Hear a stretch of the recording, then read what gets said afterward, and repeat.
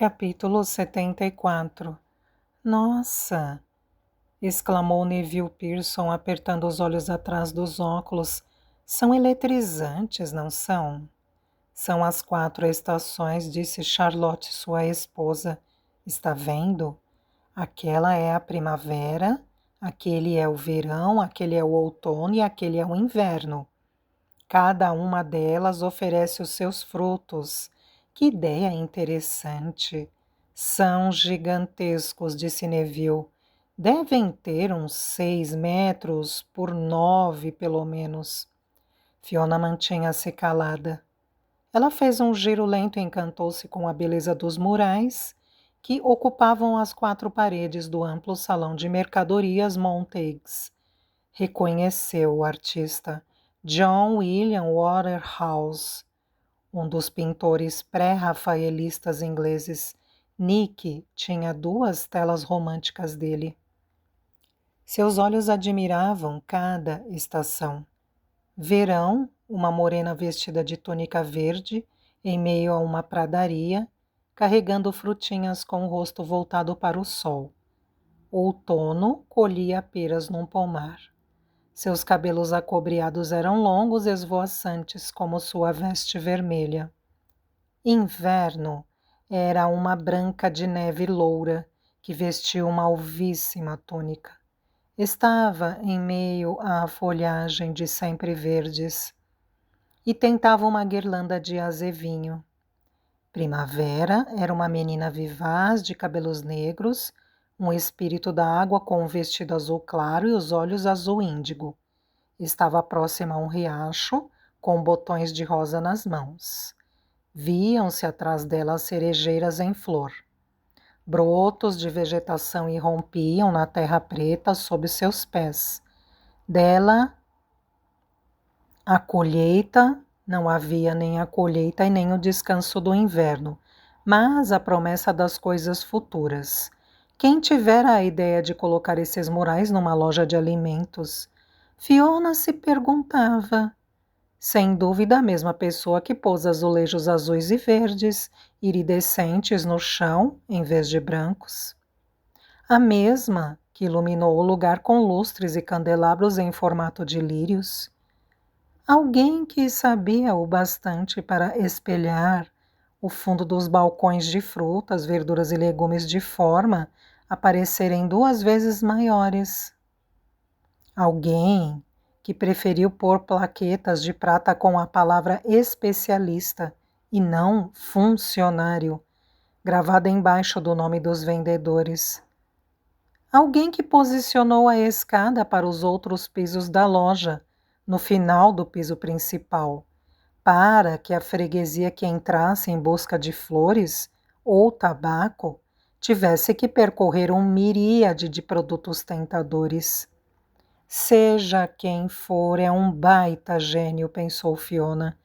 Todas as escolhas dessa pessoa, cada decisão que tomou, desde as pinturas e os extraordinários arranjos de flores, até as elaboradas exposições de frutas e legumes exóticos, davam o tom ao lugar, elevando-o de mero estabelecimento de vendas de alimentos a um luxuoso empório. Neville havia prometido que iria apresentá-la ao proprietário, assim que vissem um homem. Esse senhor Barston ou Barton. Ele ainda não conseguia lembrar do nome. Parece com você, Fiona, disse Neville, apontando para a primavera. Fiona olhou para a moça da pintura. Ela é muito mais jovem e bem mais bonita, ela retrucou. Bobagem! Neville está certo. Ela é muito parecida com você, minha querida, disse Charlotte Pearson. Fiona fez um gesto com a mão, querendo dizer que eles estavam vendo coisas. Um garçom se aproximou com champanhe. Neville pegou uma taça e tomou um gole. Fiona fez o mesmo por educação, mas recusou os lindos salgadinhos que foram servidos em seguida. Ela estava muito tensa para comer, sua cabeça estava cheia. Primeiro Neville, antes de ir para a festa, durante o jantar que ela teve com os Pearson, no restaurante do Savoy, Ele disse que as ações da Burton levariam uns 6 meses para chegar às suas mãos. Ele sugeriu que se encontrassem na terça-feira tardinha, no escritório dele para discutir os detalhes. 6 meses era tempo demais para Fiona. Ela queria as ações na mesma hora e não em meio ano. Como é que poderia gerenciar seus negócios de Londres? Teria então que fazer viagens seguidas, uma perspectiva que não lhe agradava. Depois, Rod, ela recebera um bilhete dele no dia anterior e eu o peguei. Lia-se. Só preciso de 2 dias. Já tinha quase se passado um dia, restava um. Como ele pegaria o Sheehan? E que diabos Rod faria com ele? Ela quase não conseguiu dormir de preocupação. O que ele estava planejando? Será que o tal plano daria certo? A espera era insuportável, mas ele teria que ser paciente. Se tudo corresse bem, saberia de tudo lá pela segunda-feira. E em seguida Joe. Ela olhou mais uma vez ao redor do salão, para os produtos expostos, para o vestido de uma mulher, para qualquer coisa que a fizesse esquecer que já se tinham passado 3 dias, desde que deixara seu cartão no escritório dele. 3 dias completos sem ter notícias dele. Ela devia estar louca quando fez isso. E obviamente ele não queria saber dela. É claro que não queria. Ele deixou isso bem claro 10 anos atrás. Talvez tivesse jogado o cartão fora na mesma hora em que o recebeu daquela mulher. Fiona se encolhia toda vez que pensava nisso. Fez de tudo para não se incomodar com o silêncio dele. Tentou se convencer de que isso não tinha importância, mas tinha. E doía, ainda. Tudo indicava que ela passaria aqueles dias à espera, pelo retorno de Joe, pela resolução de sua ação contra Randolph Elgin, por uma palavra de Rod. Ela não estava acostumada a esperar pelas soluções de seus problemas, costumava agir. E ser forçada a ficar esperando sentada a deixava maluca. O que você acha que é isso? Perguntou Neville, com um tipo de vagem verde na mão. Ele tinha percorrido a bancada de frutas e legumes e agora estava de volta. Quiabo, disse Fiona, é da América, cultivado nos estados sulistas. Se perguntou como é que o quiabo pode se manter tão verde e fresco. Ela e Michael sempre se viam em dificuldades para achar bons produtos da Geórgia e das Carolinas. Na maioria das vezes rejeitavam a maior parte do que lhes era oferecido pelos fornecedores. Aqueles quiabos deviam ter saído diretamente dos portos sulistas, em navios velozes e mantidos em gelo, ela conjecturou. Quiabo? Que estranho, disse Neville. Ele arriscou uma mordida e fez uma careta e depois o devolveu mordido para a bandeja de um garçom. Venham, amigo, vocês duas, ele continuou. Venham ver o que descobri, é fenomenal. Estava parado perto de uma banca de legumes, me perguntando como é que podiam ser tão frescos no calor do verão, quando de repente vi um nevoeiro. Um nevoeiro? Repetiu Charlotte. Você deve ter se enganado. Sim, um nevoeiro, minha querida, é muito engenhoso, venha ver. Isso é tudo o que nós precisamos em Londres. Mais nevoeiro.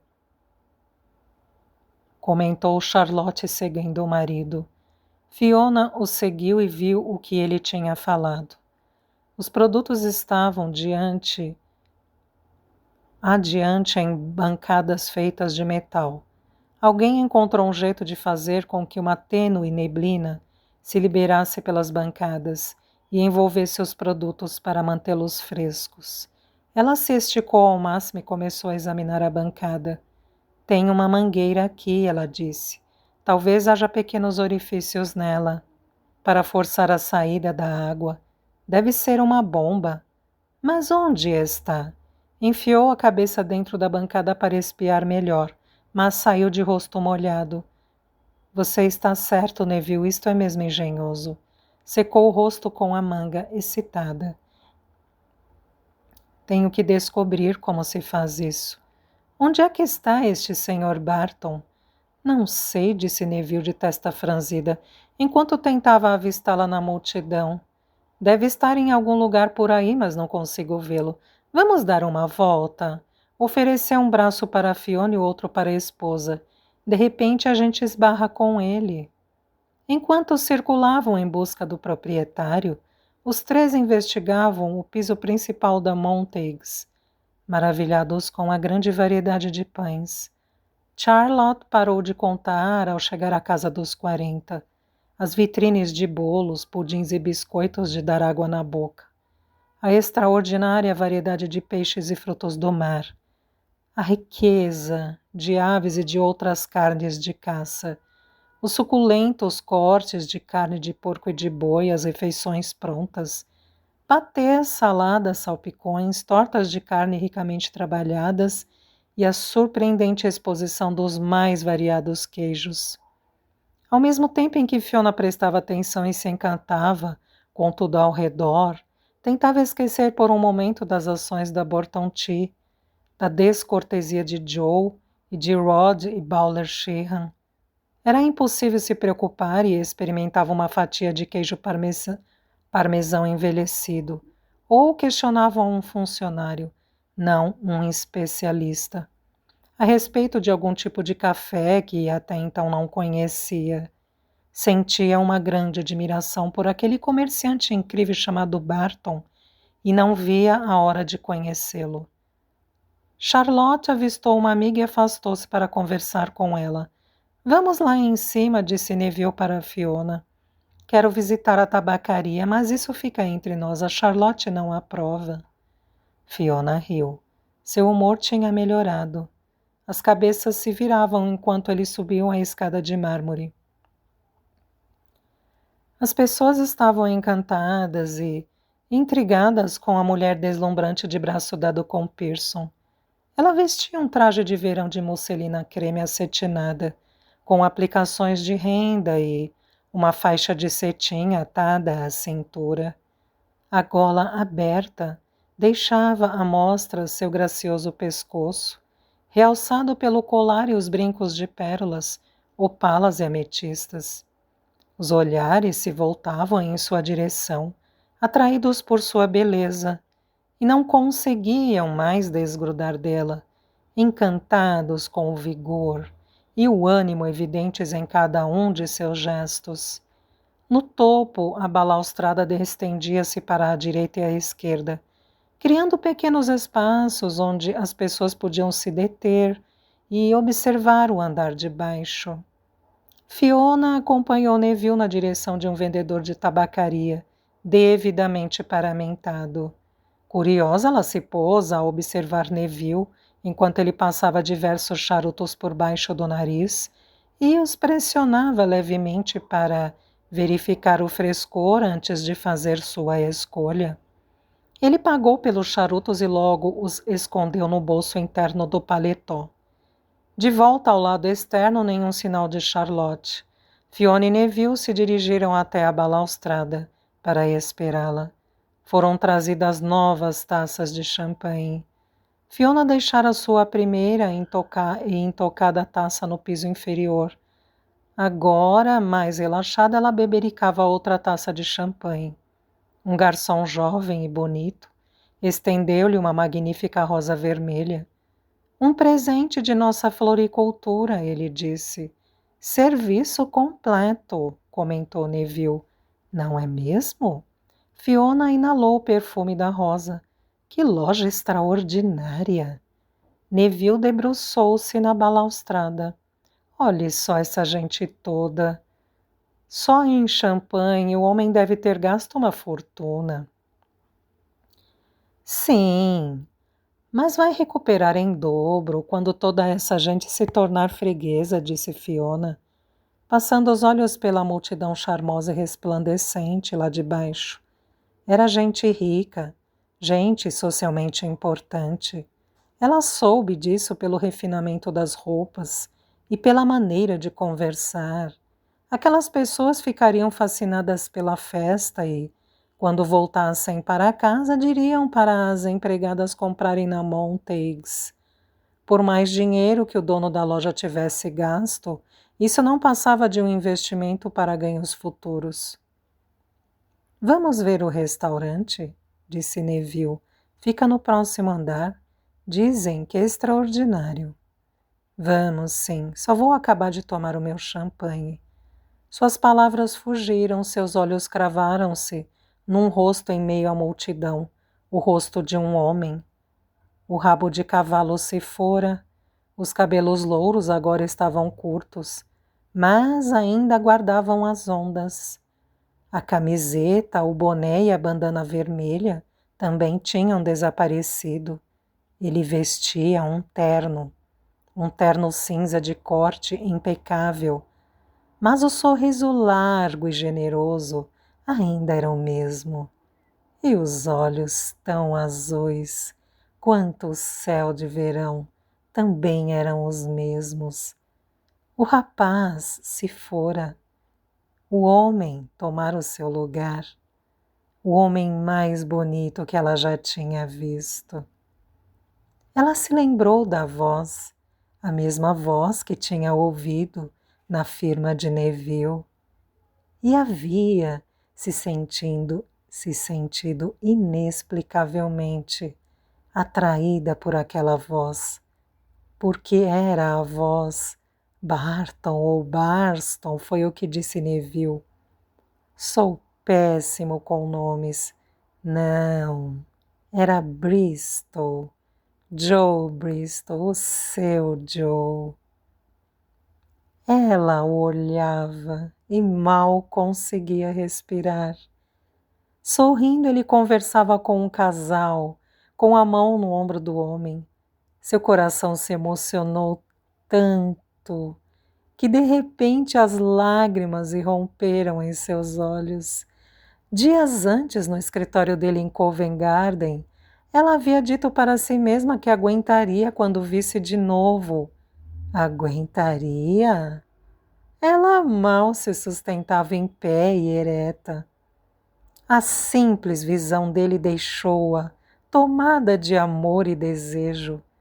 Emoções que havia tempo ela pensava ter superado. Ela queria se aproximar dele, ouvir a voz dele, pegá-lo pela mão e olhar no fundo dos olhos dele outra vez. Queria abraçá-lo, sentir seu abraço e fingir, mesmo que por alguns segundos, que eles nunca tinham se separado. Ela o observava, sorvendo cada detalhe do que via, como ficava em pé, como colocava as mãos nos bolsos ao mesmo tempo em que falava, como esticava a cabeça para ouvir. Quando de repente ele foi atacado por 3 crianças louras, ele se abaixou, pegou a menorzinha no colo, beijou-lhe a bochecha e depois tirou um doce de uma bandeja e deu para ela. Enquanto ele colocava a menina no chão, ela se dava conta de que a garotinha devia ser a filha dele. Todas as 3 crianças eram dele e de Millie, já que ele tinha se casado com Millie 10 anos antes e não queria nada com Fiona. Fiona se afastou da balaustrada passando mal. Tinha que sair dali. Naquele segundo, antes que ele a visse, se não pareceria uma idiota apaixonada que mal se sustentava nas pernas. Uma mulher desesperada e patética. Neville notou sua fisionomia abalada. Fiona, o que há? O que há de errado? Ela forçou um sorriso. Nada, Neville. Foi só um pouco de vertigem. Eu me sinto mal com alturas, ela mentiu. E depois disse que havia se divertido muito, mas que estava exausta e ainda tinha um dia agitado pela frente e que por isso teria que voltar para o hotel. Pediu para que ele se despedisse de Charlotte por ela e disse que o veria na terça-feira no escritório dele. Depois começou a descer a longa escada. Já tinha visto uma porta lateral e planejava seguir em linha reta, naquela direção. O que ela queria mesmo era sair correndo. mas se segurou para manter um passo elegante ao descer. Quando finalmente chegou ao térreo, ela passou apressada no meio da multidão, em direção à porta. Essa porta se abria para uma galeria, ao longo do prédio da Montagues. Ela atravessou-a e se pôs a correr. Correu pela galeria até chegar à rua, onde pegou imediatamente uma carruagem. Já dentro, ela deixou extravasar a emoção. O condutor ouviu seus soluços. Preocupado, ele se virou e perguntou se ela estava bem. Não, não estou, não, nem um pouco. Ela respondeu muito abalada para se sentir envergonhada pelo pranto na frente de um estranho. Aposto que é um homem, não é? Ele continuou. Ela assentiu com a cabeça. A senhora é uma boba, madame. Uma mulher elegante como a senhora pode encontrar coisa melhor que ele. Não dou a mínima para quem ele seja. Fiona suspirou. É isso que vivo dizendo para mim mesma. Talvez um dia eu me convença. Era ela, disse Joe para si mesmo, em pé na calçada do lado de fora da loja, procurando por uma mulher com um vestido bege no meio da multidão. Aqueles olhos azuis, aquele rosto, era a Fiona. Ela estava ali. Ele a tinha visto descer a escada, e quando a viu, o choque foi tão grande que ele deixou cair o copo de sua mão. Espatifou-se aos seus pés. Antes mesmo que pudesse chamá-la, ela já tinha descido e saído pela porta lateral. Ele correu atrás dela, mas foi retardado pelo acúmulo de gente. Quando enfim conseguiu chegar à rua, ela já tinha desaparecido. Fiona, aqui em Londres, na loja dele, ele a vira. Deu alguns passos pela calçada, olhando através das janelas das carruagens. Atravessou a rua e olhou para todos os lados, mas não a encontrou em nenhuma parte. Era ela, tenho certeza, ele disse para si mesmo. O que me intriga é que ela vive em Nova York e não em Londres, com o marido dela. Joe! Gritou alguém. Joe! Aqui! Ele se virou na direção da voz, era Cat. Ela lhe acenava. Por onde você andou? Ela perguntou quando ele a olhou. Vi quando você saiu correndo, pensei que tivesse acontecido alguma coisa. Não, não aconteceu nada, só pensei. Você precisa entrar, Lady Churchill acabou de chegar. Ela quer que alguém lhe mostre a loja. Cat o olhou bem de perto. Joe, querido, o que houve? Você está meio fora do ar. Ele balançou a cabeça. Você pode até não acreditar, mas eu poderia jurar que acabei de ver Fiona Finnegan. Cat lançou um olhar ansioso para a rua e depois para ele. Joe notou que estava deixando a irmã preocupada. Acha que estou doido, não é? Ele disse. Não está doido não, querido, só está exausto. Afinal, foi um mês de muitas horas de trabalho por dia para todos nós.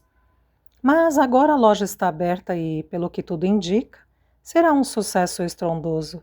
Assim que a poeira assentar, você pode tirar alguns dias para descansar.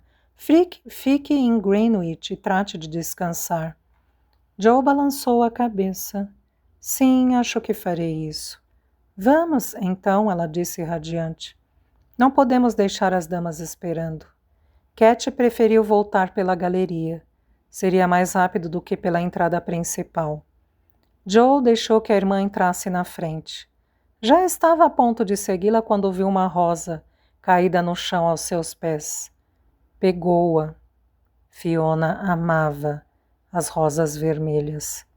Ele sempre levava uma para ela quando podia. Joe, você não vem? Já vou.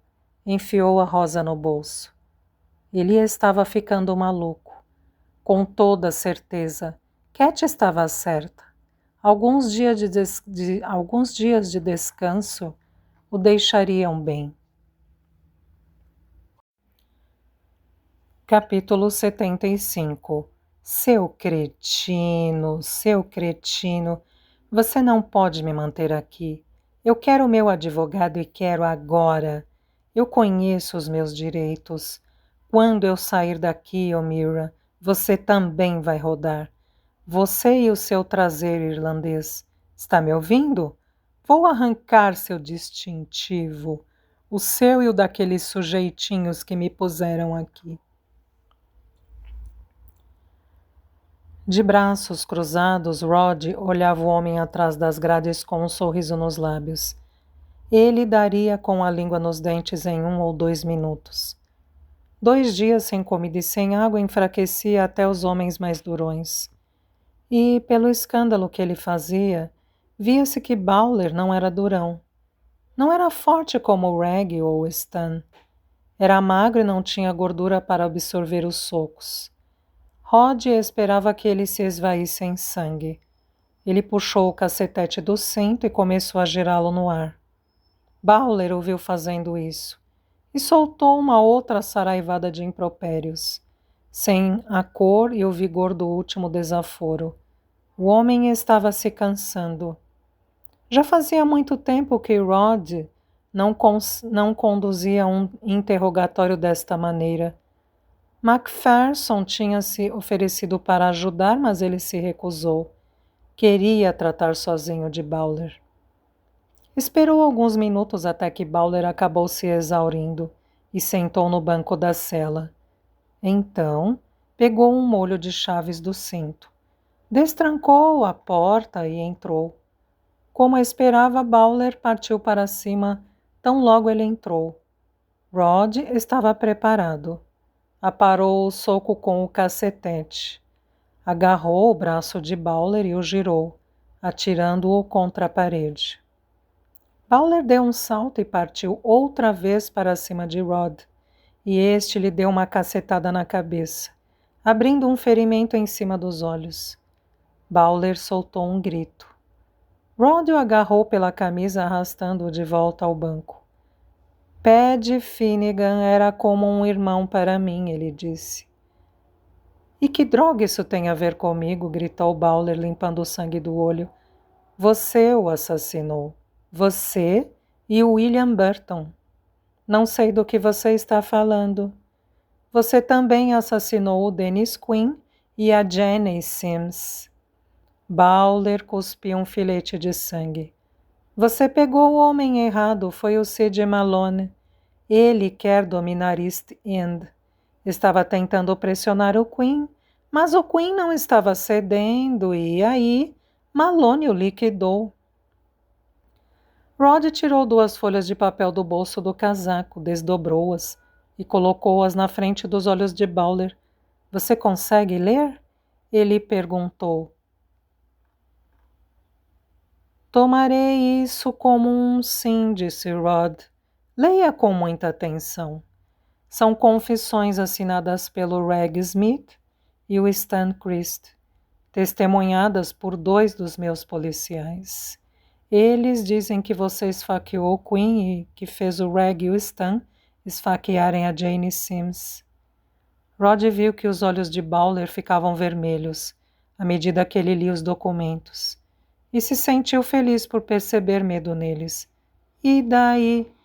Retrucou Bowler no fim da leitura. Isso é o que eles dizem. Eu digo outra coisa. Eu não estava nem perto do Taj quando Dan foi assassinado. Escuta, Bowler, vou te fazer uma proposta. Nós 2 sabemos que você fez isso.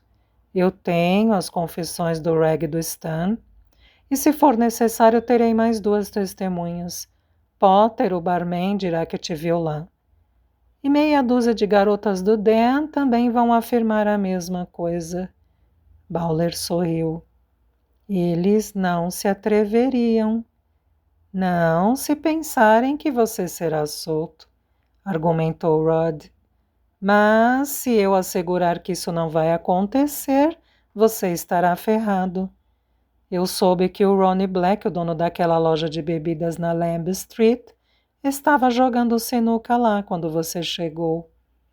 Você acha que ele se sentia feliz por ter que te pagar durante todos esses anos? Aposto que ele te odeia. Aposto que vai soltar tudo como um papagaio. Aposto que qualquer cara que estava lá vai fazer o mesmo. Eles vão querer te ferrar. Bowler respirou fundo, segurou o ar e soltou. O que você quer? A verdade. Sobre o Queen e sobre o pé de Finnegan também. Eu quero que você conte como foi que aconteceu o assassinato do Finnegan. Como William Burton obrigou você a fazer isto? Bowler balançou a cabeça em assentimento. Foi exatamente isto que aconteceu. Ele me obrigou a fazer isto. Eu já imaginava. Disse Rod encorajando-o. Quem eu quero realmente é Burton. Bowler estendeu-se para a frente, mostrando-se agora mais esperto. E o que é que eu ganho com isso? Um lugar no jogo de cartas do verdugo, pensou Rod. Vou cuidar de você, ele disse. Não sou daqueles que se esquecem de agradecer. Vou fazer de tudo para que o juiz fique sabendo que você me ajudou e me esforçarei ao máximo para que ele seja bom com você. Você irá para a prisão e não para a forca, e com o tempo sairá por bom comportamento. Em 10 ou 15 anos será um homem livre.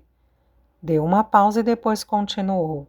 Mas, se você recusar, vou fazer o possível e o impossível para que você seja enforcado pelo assassinato do Queen.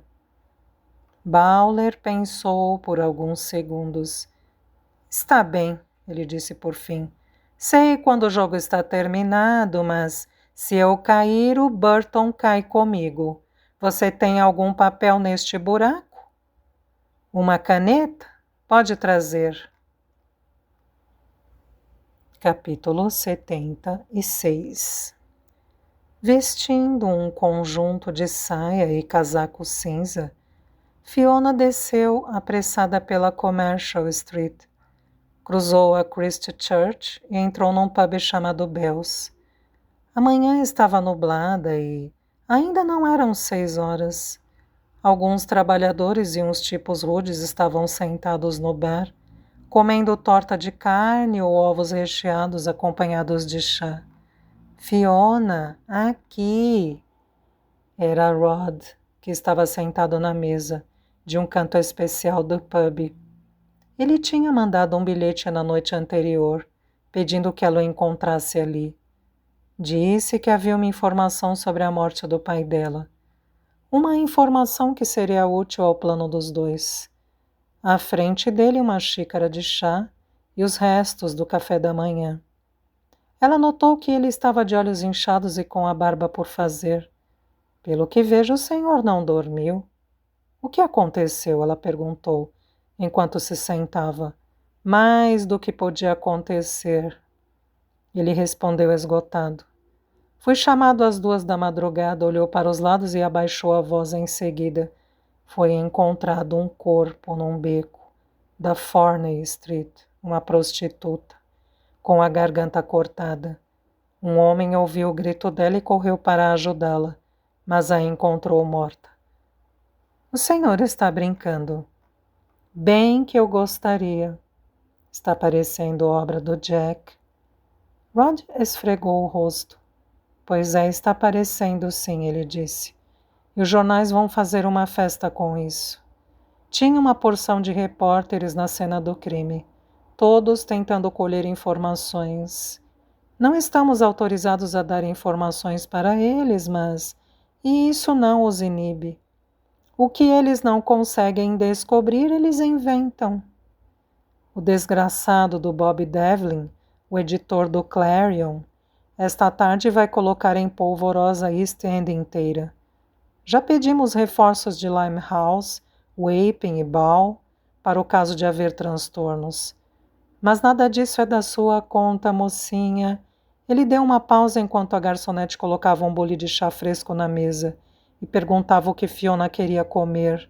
Nada, muito obrigada, ela disse.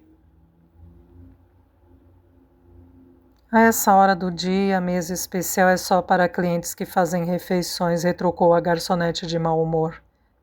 Entendi, traga um café da manhã completo. Com batatas fritas ou tomates. Com tudo, eu quero tudo, disse Fiona, despachando a mulher. Depois serviu-se de uma xícara de chá e acrescentou um pouco de leite, enquanto Rod prosseguia. Pedi que você viesse até aqui porque sabia que hoje não poderia ir até o seu hotel. Estava ansioso para lhe contar o que houve, ele disse. Há poucos dias assassinaram um homem chamado Dennis Quinn e sua namorada Jane Sims. Fiona balançou a cabeça se perguntando o que esses assassinatos tinham a ver com a morte de seu pai. Foi o Bowler Sheehan que cometeu o crime. Quem me entregou ele de bandeja foi um outro criminoso, Sid Malone. Malone? Repetiu Fiona. O mesmo Sid Malone que um dia tentou me arrastar para um beco? Eu não ficaria surpreso, mas não tenho certeza.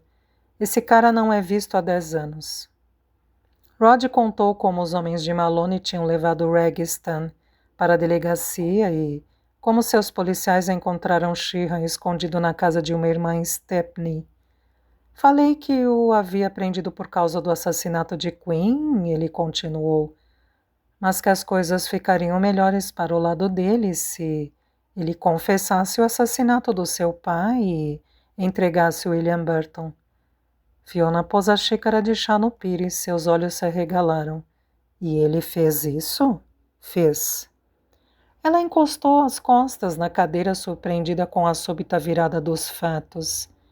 Começou a pensar em todas as implicações e se deu conta de que não teria que esperar 6 meses pelas ações de Nick. Não precisaria mais delas. A confissão de Sheehan levaria ele e o próprio William Burton para a forca. Então o senhor já pode prender o Burton, não é? Pode colocá-lo na cadeia, levá-lo a julgamento e enforcá-lo pelo que ele fez, ela disse. Rod hesitou.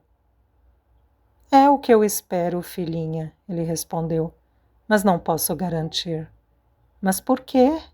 Ela se mostrou confusa. O senhor já tem a confissão do Sheehan. O que tenho é a palavra de um conhecido criminoso contra um comerciante respeitável. Não houve testemunhas no assassinato do seu pai.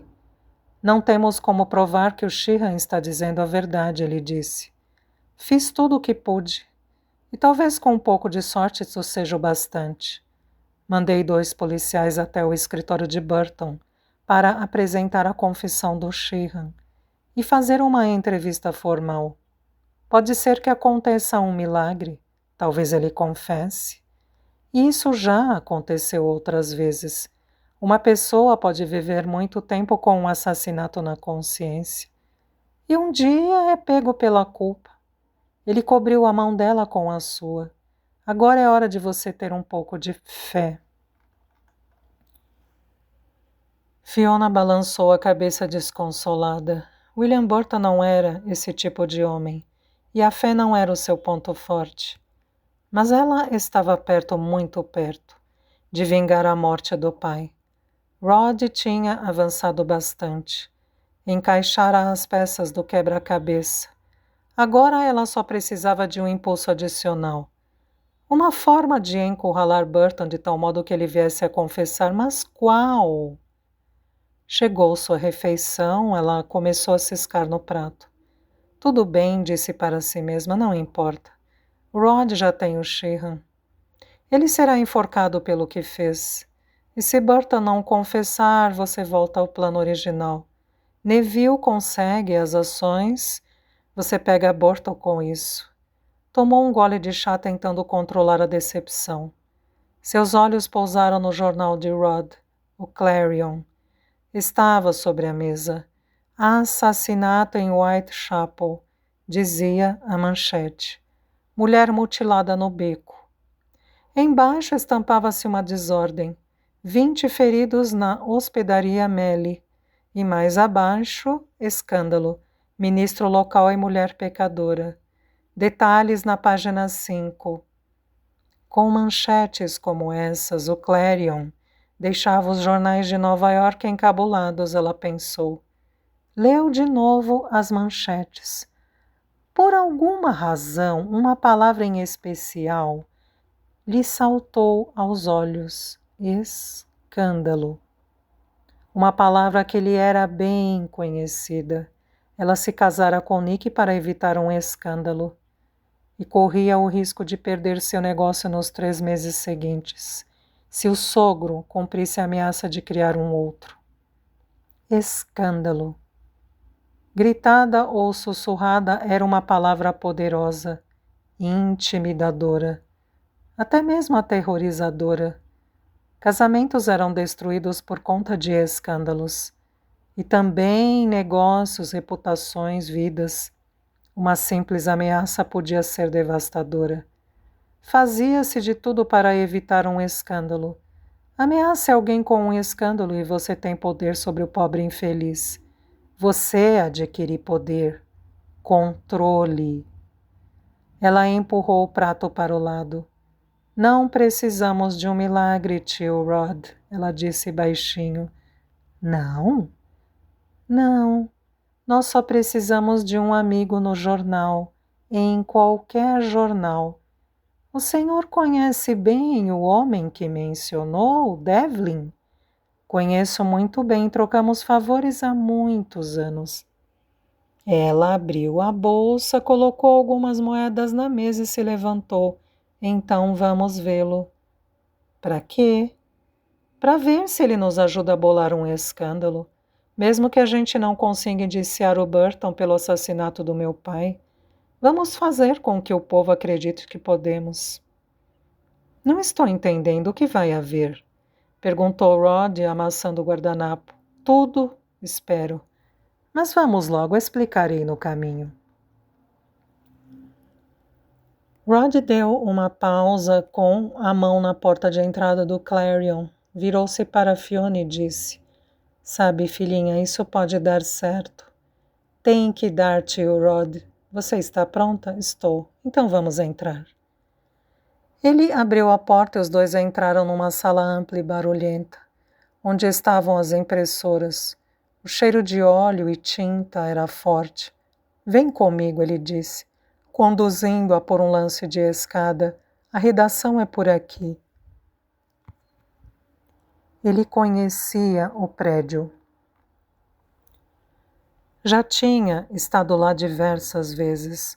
O Clarion não chegava aos pés do Times, mas era um jornal de grande circulação. Cobria todo o noticiário local e muitas de suas histórias eram aproveitadas pelo Times e outros jornais. Serviria muito bem ao que eles pretendiam. Fiona já tinha explicado todo o plano, era brilhante. Mas sua eficácia dependia inteiramente de Devlin. Ele era geralmente um boa praça, mas de vez em quando se tornava intragável. Atento à possibilidade de o repórter estar de mau humor, Rod deu uma parada na delegacia para pegar um trunfo, um presentinho, graxa para a engrenagem. O odor de tabaco misturado a restos de jejum impregnava a redação. Cerca de uma dezena de repórteres datilografava freneticamente. E no meio do recinto um homem baixinho se esgoelava em pé. Você se acha um repórter, Lewis? Tem titica na cabeça. Cadê o detalhe? Cadê o tom? Não disse que a garganta dela foi cortada. Que tamanho tinha o corte? Que profundidade? Atingiu a traqueia? Tinha sangue no chão ou só nas roupas? Os leitores querem saber isso tudo. Agora cai fora e só apareça aqui quando tiver uma história real para mim.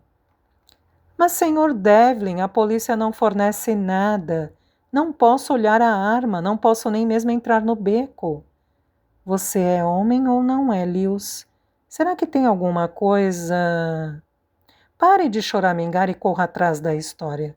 Se a polícia não quiser cooperar, encontre alguém que faça isso. Alguma zeladora do prédio vizinho, o assistente, legista, O cara que limpou o chão depois da autópsia. Algumas moedas na mão certa funcionam como uma maravilha. Encontre um jeito, cara. O repórter, um rapaz com não mais de 18 ou 19 anos, afastou-se de cabeça baixa, vermelho de vergonha. Devlin o observava balançando a cabeça quando avistou Rod. Sargento, a que devo o prazer da visita? Ele perguntou enquanto caminhava na direção dos dois. Vim para falar com você, Bob, em particular. Devlin assentiu com a cabeça e os conduziu para dentro de sua sala. Rod apresentou Fiona e antes que o homem começasse a fazer perguntas, disse: Tenho uma história para você, uma boa história. E preciso que seja a manchete de primeira página na edição desta noite. Devlin pendeu a cabeça para o lado com uma expressão intrigada na face. Que mudança, ele disse. Estou acostumado a ver você tentando manter as boas histórias fora do jornal e não dentro dele. E ainda mais na primeira página, o que houve? Rod contou como um líder sindical chamado Patrick Finnegan tinha sido assassinado 10 anos antes, pouco antes da greve das docas, e que Bowler Sheehan acabara de confessar o crime. E acrescentou que o segundo suspeito era William Burton, o comerciante de chá. Devlin franziu a testa. É uma história interessante, disse, mas são acusações sem provas. Vou publicá-la se isto lhe interessa, mas não na primeira página. Talvez na quarta. O assassinato da prostituta que vai para a primeira página. Achei que você tinha vindo aqui para isso. Rod já esperava por esta negativa. Tenha dó, Bob. Já fiz muitos favores para você. Em 1896, lhe dei os assassinos da Turner Street, lembra? Ele disse. Você mesmo disse que isso fez a sua carreira. E também lhe dei a gangue do mendigo cego. Você escreveu uma série de reportagens sobre esses ladrões e foi promovido a editor. Devlin brincava com o peso de papel e bufou irritado. Por que essa história é tão importante para você? Isso eu não posso dizer por enquanto. Faz isso por mim, Bob, não vou me esquecer. Não é uma história sangrenta o bastante, aconteceu há 10 anos. É muito velha. O público gosta de assassinatos frescos, como o da prostituta com a garganta cortada. Isso sim é que é um bom assassinato. Rod puxou então o seu trunfo e disse: Foram 2.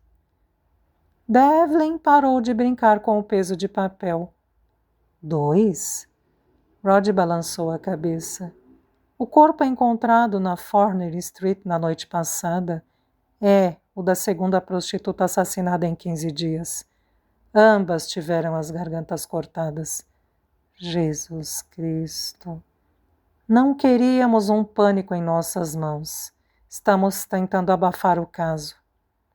Obviamente, se você não ficasse sabendo, teríamos feito um bom trabalho.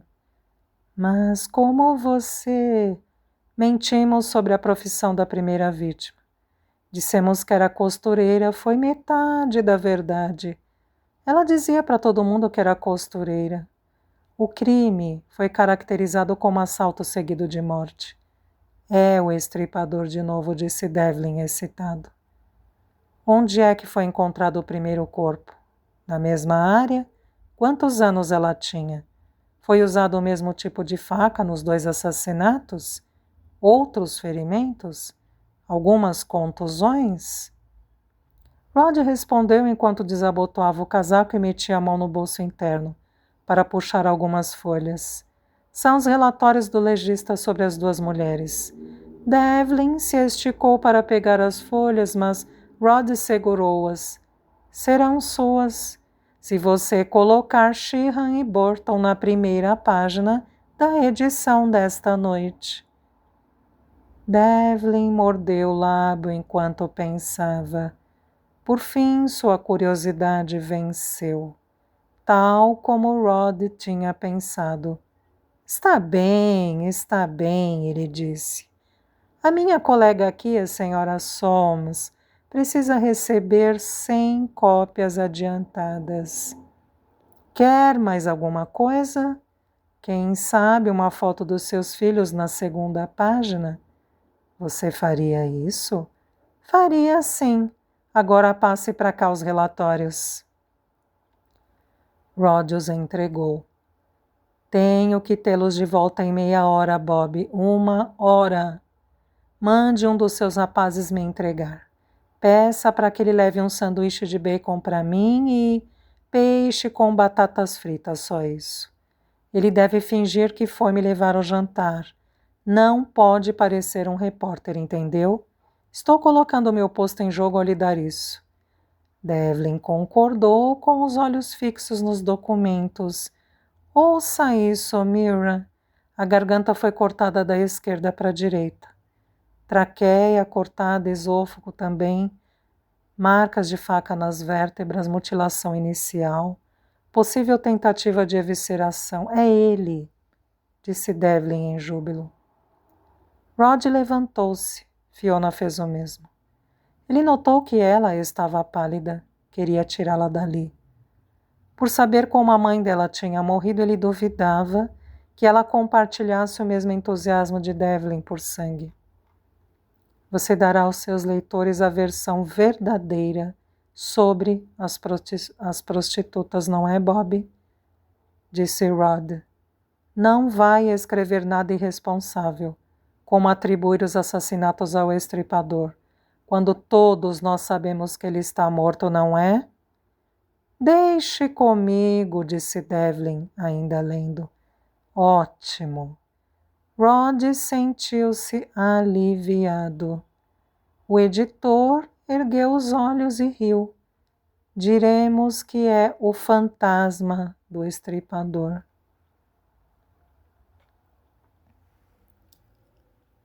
Não posso acreditar nisso, Rod, disse Joe, quase sussurrando.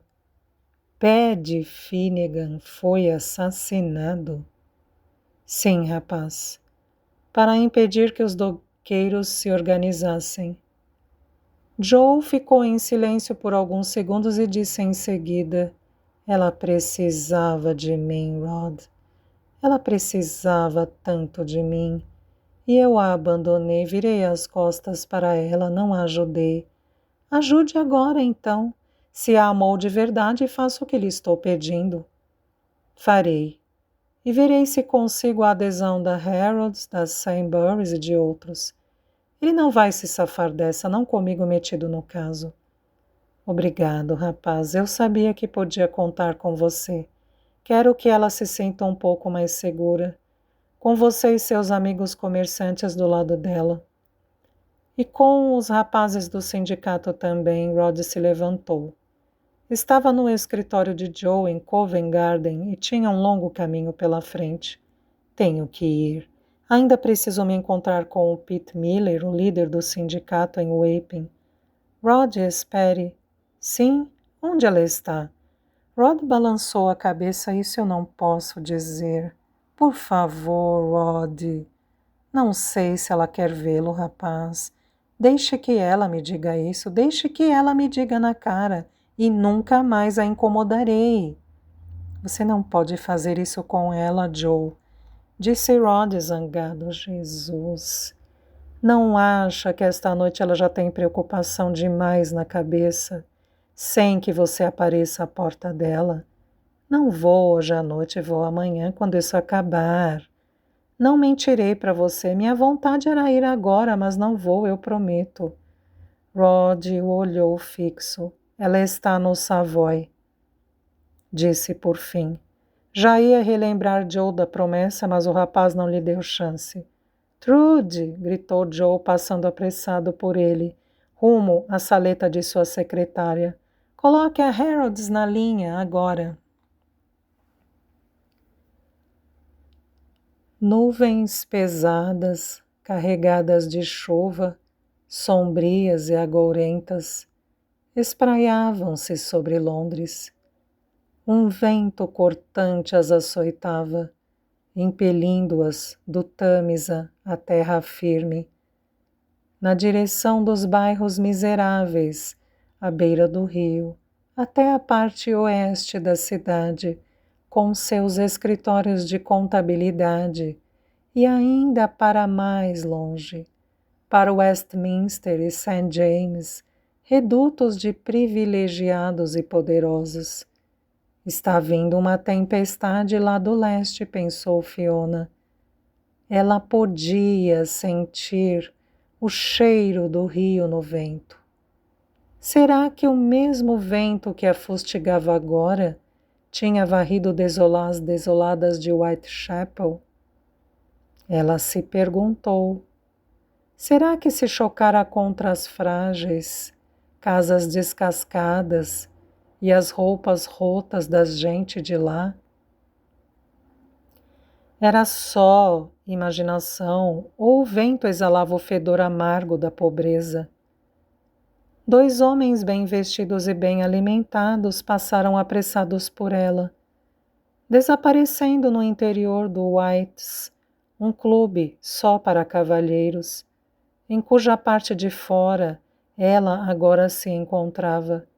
Seu sogro, Lord Elgin, o Duque de Chester, estava lá dentro, jantava lá todas as noites. Ela sabia disso, porque dizia que o homem passava mais tempo no clube do que em casa.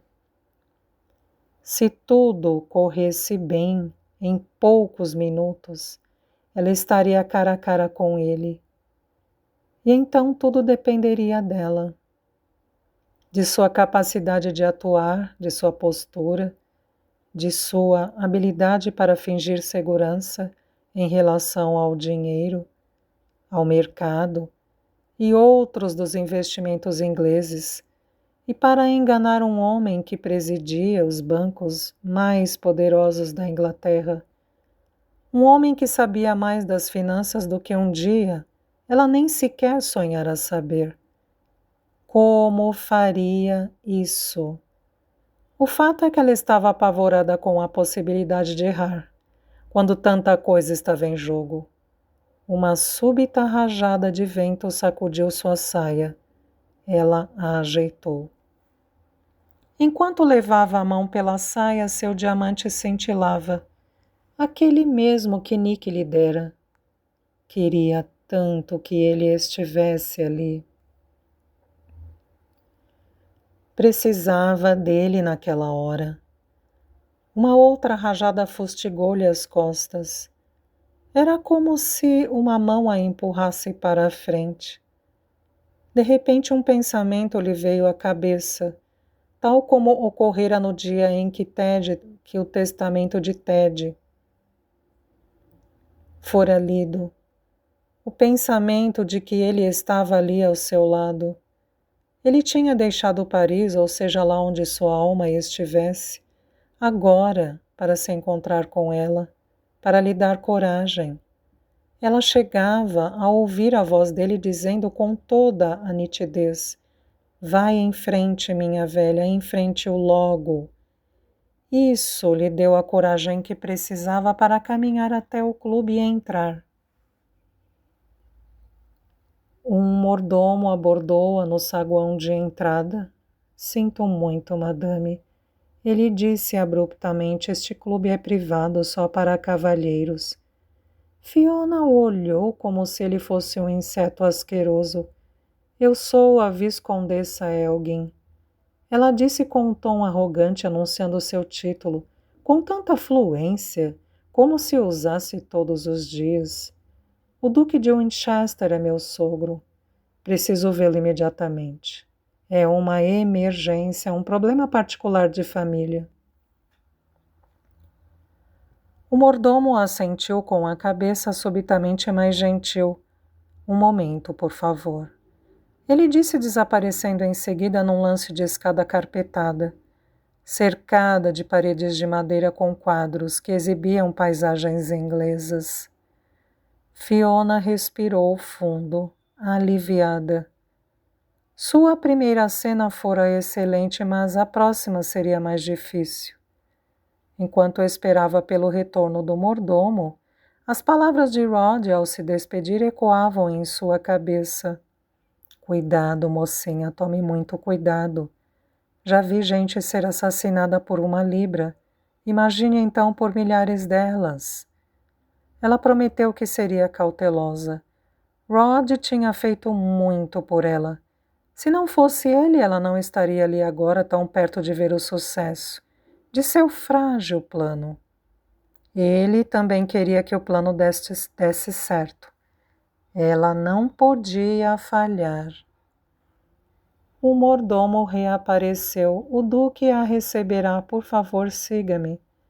Ele a escoltou por um corredor e, por fim, até um cômodo privado.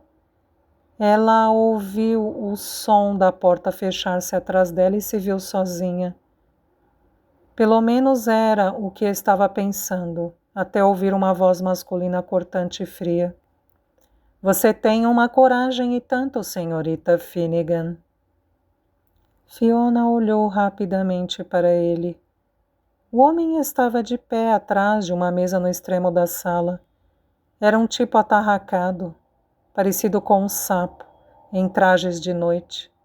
Seu rosto incrivelmente feio, exceto pelos mesmos belos olhos turquesa de Nick. Elgin, senhora Nicholas, Senhora Nicholas Elgin, ela disse. Pelo menos é o que afirma minha certidão de casamento, mas acabei adotando Soames, meu falecido marido preferia. Posso lhe perguntar por que interrompeu um extraordinário jantar? Fiona tirou um exemplar do Clarion de dentro de sua pasta e jogou sobre a mesa. Não estou acostumado com este tipo de publicação, disse o duque aborrecido olhando-a. O senhor pode não estar, ela replicou, mas os editores dos maiores jornais da cidade estão. Acho que seria interessante o senhor ler a notícia. Ele se inclinou sobre a mesa.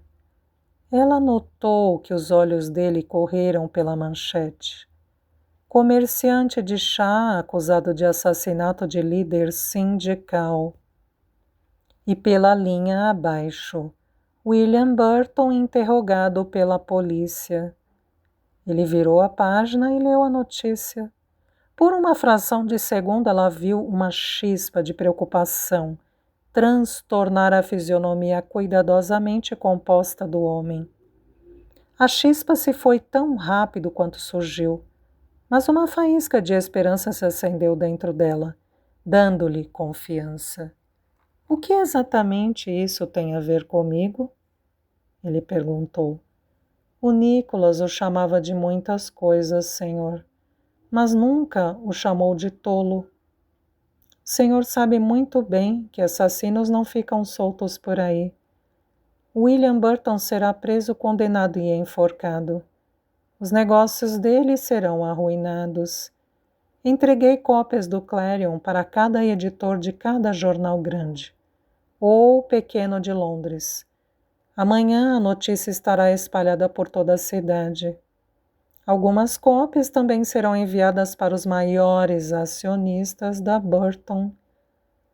Acho que eles ficarão aterrorizados com a ideia de investir numa companhia cujo dono é um assassino. De manhã eles sairão correndo para se livrar de suas ações. Talvez, disse o duque. O que você quer de mim? As ações da Burton Teak eram de Nick. E se eu recusar? Farei tudo o que puder para arruinar a Burton Teak. Eu possuo 22% da companhia, isto sem as ações do Nick. E garanto ao senhor que farei isso num piscar de olhos.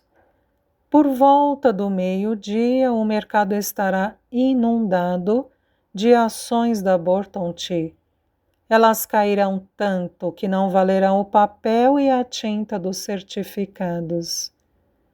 E o Banco Albion perderá as 300 mil libras investidas na companhia.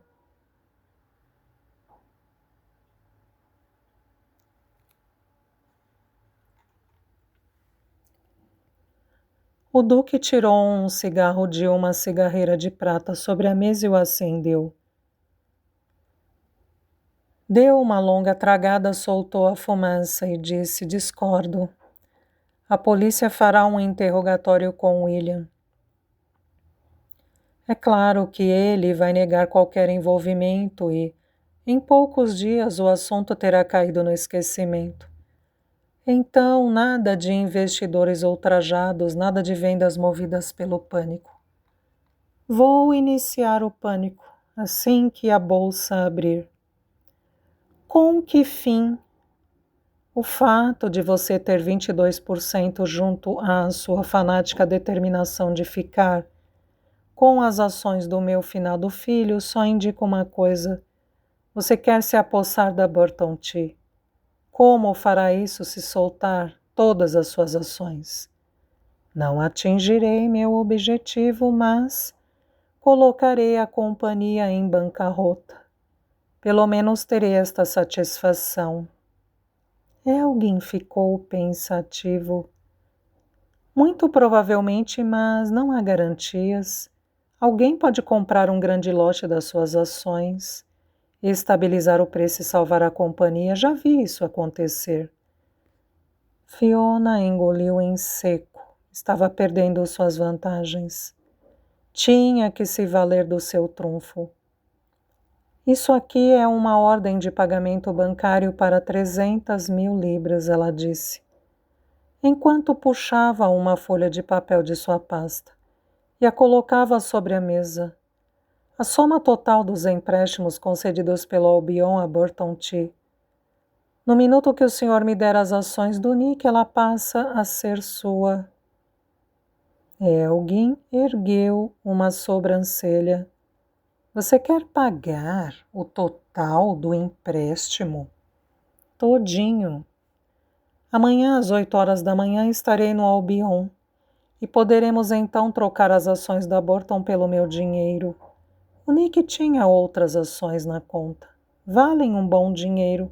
Fique com tudo, com todas elas. Eu só quero as ações da Burton Tea. Ela deu uma pausa para deixar sua oferta assentar. E se o senhor estiver errado? E se eu estiver certa?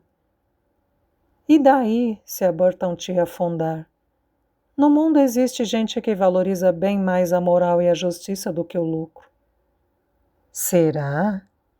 Eu ainda não conheci ninguém assim. Um belo discurso, minha cara, mas acredite em mim. Os investidores se preocupam bem mais com seus bolsos do que com um doqueiro morto há tanto tempo. Ele apagou a ponta do cigarro. Gostei muito desta nossa curta entrevista. Minhas noites geralmente não me permitem interlúdios, assim tão dramáticos. Mas agora preciso retornar ao meu jantar e aos meus companheiros. As paredes da sala pareceram esmagar Fiona. De repente ela mal conseguia respirar.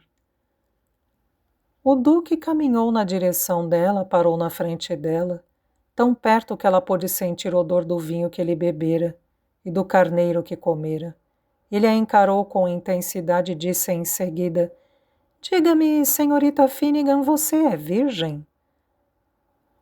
Levou alguns segundos para que a mente de Fiona se recuperasse do choque e registrasse a pergunta: como o senhor se atreve? Ela começou a falar, mas foi cortada por ele. Meu filho transava com você? Diz logo a verdade e a gente põe um ponto final nesta maluquice. Ele a pegava como um homem ou só queria saber? Disseram que esse era o método preferido dele. Pelo menos foi o que disse um amigo dele, o Eighton, para o meu advogado. Na verdade, ontem, ele sorriu enquanto ela empalidecia. O que foi? O gato comeu sua língua? Não se preocupe, tenho outras formas de descobrir. Aquela lavadeira que você despediu 3 anos atrás, Margaret Gallagher, ela é muito faladeira. E se tudo isso não der certo, nós sempre poderemos contar com uma autoridade médica independente para fazer um exame. Algum velho maluco. Seu cretino, ela gritou, erguendo a mão para esbofeteá-lo. Mas ele era surpreendentemente ágil para um homem tão pesadão, e agarrou o pulso dela, puxando-a para perto de si. Ela tentou se desvencilhar, mas ele a segurou com força. Quando você quiser blefar para alguém, tem que meter medo nele. Precisa fazer com que ele sinta que pode perder alguma coisa. Eu não tenho nada a perder. Amanhã haverá um escândalo nos jornais, mas isso passará. A Burton T sobreviverá. William Burton continuará honrando o seu empréstimo. Eu vou reter o dinheiro que paguei pelas ações dele. E você, senhorita Finnegan? Ele apertou o braço dela de tal maneira que ela achou que seria arrancado. Vai acabar desistindo de sua tola petição. Ele a soltou e saiu da sala. As pernas de Fiona estavam bambas. Ela se dobrou sobre a mesa. Tudo acabado. Ela falhara, profunda e completamente.